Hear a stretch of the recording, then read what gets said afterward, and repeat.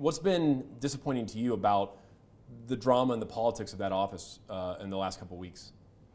Well, the first thing is safety and the fire marshal's office should be out of politics.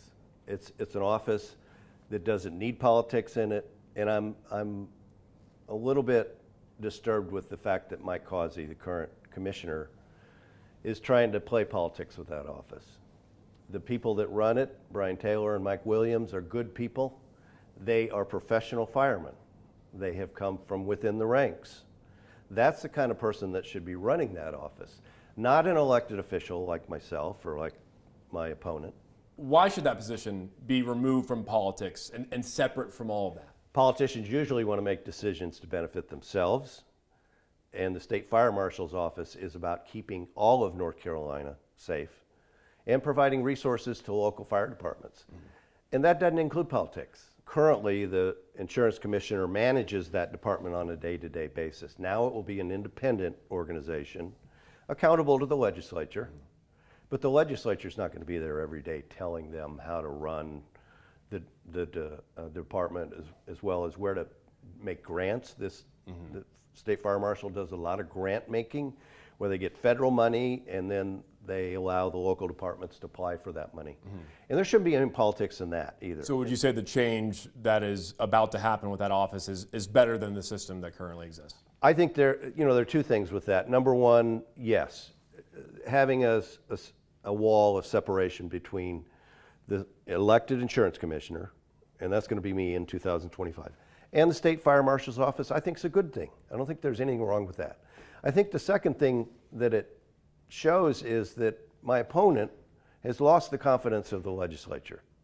His own party is run by the GOP and the legislature, and he has lost the confidence so far that they took this office away from him. And it's not just a small little 25 or 30 person organization. This is several hundred people. We've been doing a lot of investigations recently identifying safety issues that are not always being enforced. And the fire code is a hell of a document. It is gigantic. But just yesterday we found radio signal difficulties in uptown Charlotte. We found construction sites where fire code is not being followed all the way through. It doesn't just mean it's the fire department, it's also builders, and sometimes it's happening at the, what's going on at the state level. Does there need to be maybe more education coming from the state level? Well, I mean, I think hopefully we'll still have an influence on the state fire marshal in that we share resources. We're going to share some back office resources.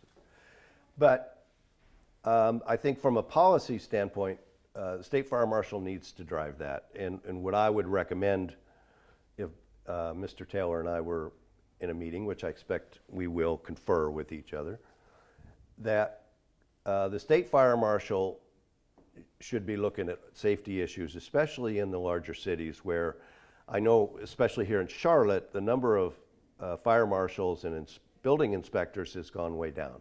And we have a backlog. The backlog was quite extensive earlier this summer. I think it's been whittled down because they got some more building inspectors.